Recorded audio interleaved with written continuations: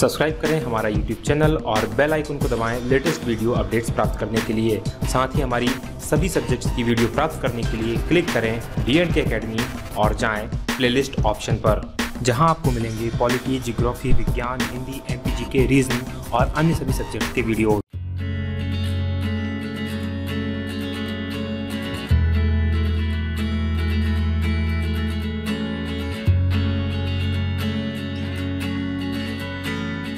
This video is sponsored by mocktime.com। SSC banking all competition exams की test series join करें मात्र 100 रुपये में। अधिक जानकारी के लिए क्लिक करें ऊपर आई बटन या नीचे डिस्क्रिप्शन में लिंक पर। साथियों नमस्कार, बहुत स्वागत है आपका D&K अकेडमी के वीडियोस में। मैं हूं भगवत दांगी, फाउंडर D&K अकेडमी। आप देख रहे हैं डेली करंट अफेयर शो और आज है अगस्त 2017 यानी 2 अगस्त की वीडियो में मैं आप सभी का बहुत बहुत स्वागत करता हूं। तो चलिए शुरू करते हैं बिना किसी देरी के हमारा ये वीडियो। आज की पहली खबर जो है राजस्थान के डागर संगीत परिवार से जुड़े उस ध्रुपद उस्ताद का नाम, जिनका हाल ही में निधन हो गया है। तो ये जो ध्रुपद उस्ताद है ये 19वीं पीढ़ी थी इनकी डागर परिवार की जो ध्रुपद गायन करती है। तो और इसके बाद इनका जो निधन हो गया है और ये थे उस्ताद हुसैन सईदुद्दीन डागर। उस्ताद हुसैन सईदुद्दीन डागर जो है वो पुणे में रहते थे। 78 पुणे में इनका निधन हुआ है। 78 वर्ष की इनकी आयु थी।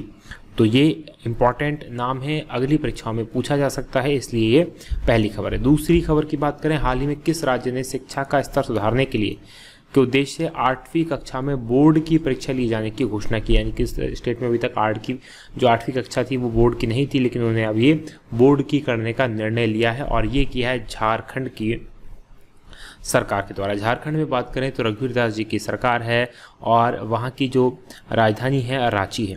अगर झारखंड के हम गवर्नर की बात करें तो झारखंड के जो गवर्नर हैं वो हैं द्रौपदी मुर्मू।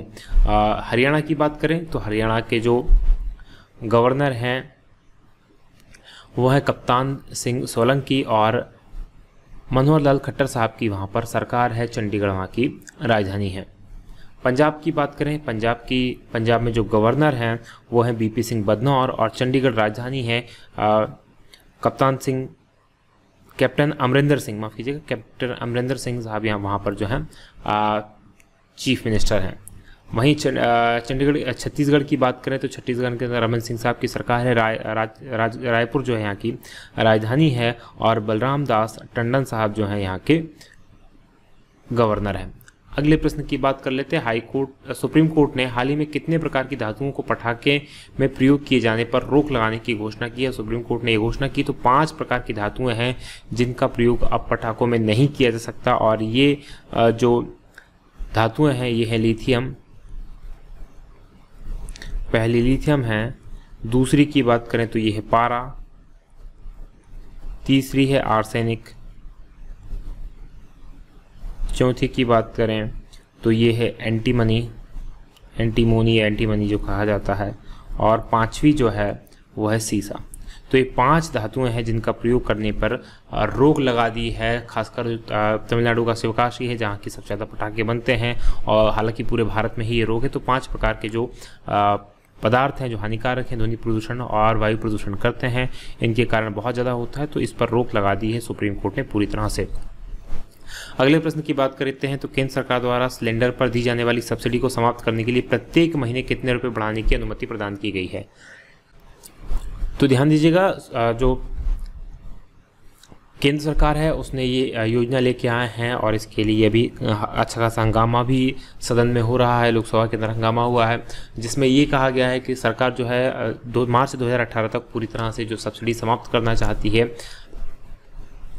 तो इसके लिए जो है उन्होंने कदम उठाया है। 4 रुपये प्रति माह जो है गैस सिलेंडर पर बढ़ा दिया जाएगा और उसके बाद इसको ये समाप्त कर दी जाएगी सब्सिडी जो मिलती है गैस सिलेंडर पर। तो ये इसमें जो है 4 रुपये की राशि जो है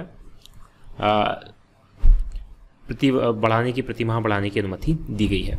5वें प्रश्न की बात करें तो राष्ट्रमंडल चैंपियन अभिजीत गुप्ता ने हंगरी के फ्लोरियन कागजूर को हराकर चेक अंतर्राष्ट्रीय ओपन शतरंज टूर्नामेंट में कौन सा स्थान हासिल किया है, तो इनके द्वारा जो स्थान हासिल किया गया है वो दूसरा स्थान हासिल किया गया है अभिजीत गुप्ता के बारे में। देखिएगा जब भी हम खिलाड़ियों की बात करते हैं तो इन खिलाड़ियों के नाम और इनके खेल के नाम आप जरूर याद रखा करें।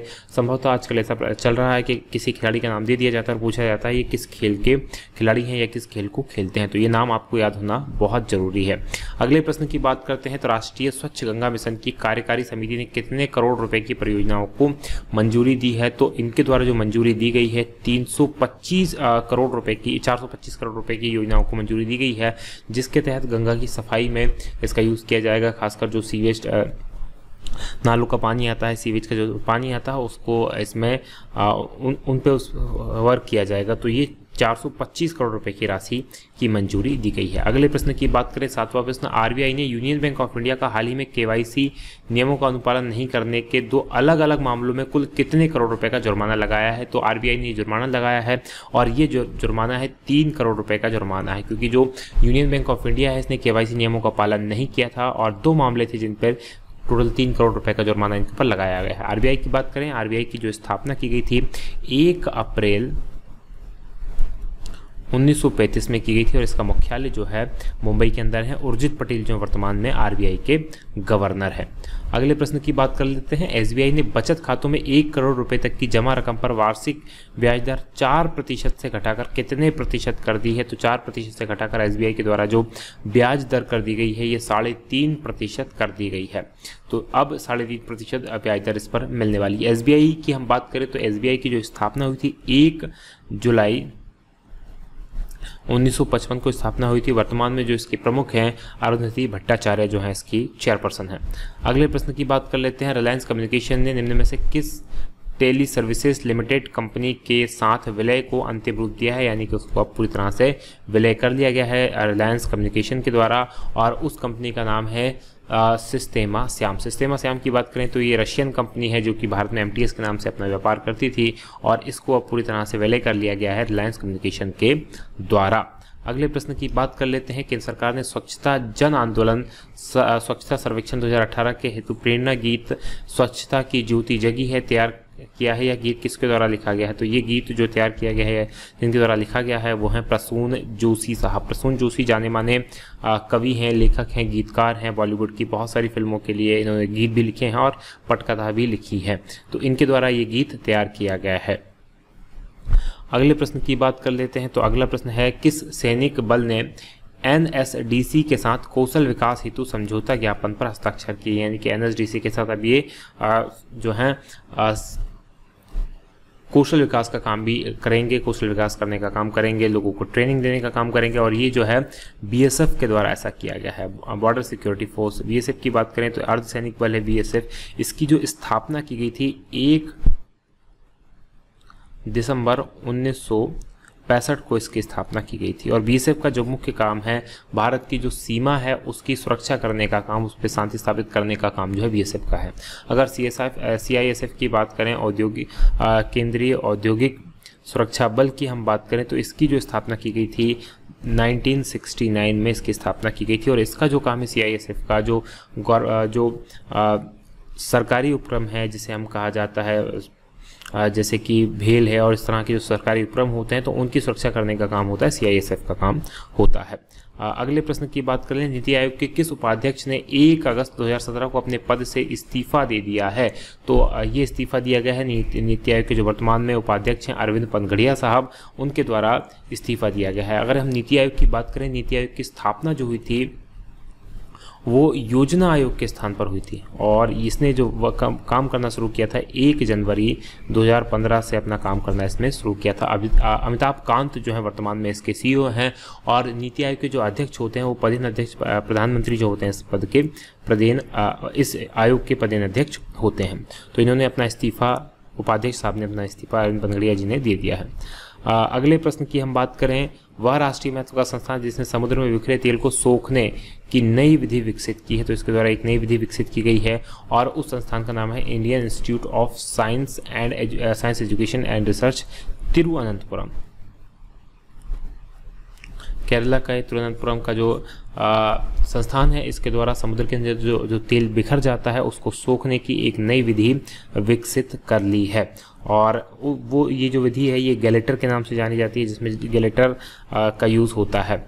अगले प्रश्न की और अंतिम प्रश्न की बात करें तो हम्बनटोटा बंदरगाह का संबंध किस देश से? तो हम्बनटोटा बंदरगाह का जो संबंध की हम बात करें तो श्रीलंका और चाइना से संबंधित है। हाल ही में 99 वर्षों के लिए इस बंदरगाह को लीज पर लिया है, क्योंकि श्रीलंका जो था इसका कर्ज नहीं चुका पा रहा था। तो भारत के लिए हालांकि ये रणनीतिक रूप से बहुत खराब बात है, क्योंकि श्रीलंका अब जो चाइना है उसकी श्रीलंका के अंदर बहुत अच्छी पहुंच हो जाएगी। तो श्रीलंका का ये हम्बनटोटा बंदरगाह है जो कि एशिया और यूरोप के बीच में एक बहुत इम्पॉर्टेंट रोल अदा करता है। जब व्यापार जो समुद्री व्यापार होता है वो यहीं से होकर जाता है। तो ये हम्बनटोटा श्रीलंका का बंदरगाह है जिसको अभी चाइना ने इसको क्रय करने जैसा समझ लीजिए कि खरीद ही लिया है। तो आज का हमारा वीडियो होता है यहीं समाप्त। यदि आपको वीडियो पसंद आया तो आप इसे लाइक जरूर करें, साथ में शेयर करना ना भूलें और कमेंट जरूर करें। आपके कमेंट्स ना केवल हमें मोटिवेट करते हैं बल्कि हमें और नए सुझाव भी आप इसके अंदर हमें दे सकते हैं, ताकि हम उसके अनुसार हमारी वीडियोज़ के अंदर बदलाव कर सकें और ये आपके लिए और भी उपयोगी हो सकें। तो आज की बात करेंगे हम यहीं समाप्त। आप देख रहे थे D&K अकेडमी, जो है नंबर 1 GK चैनल। बहुत बहुत धन्यवाद। जय हिंद, जय भारत।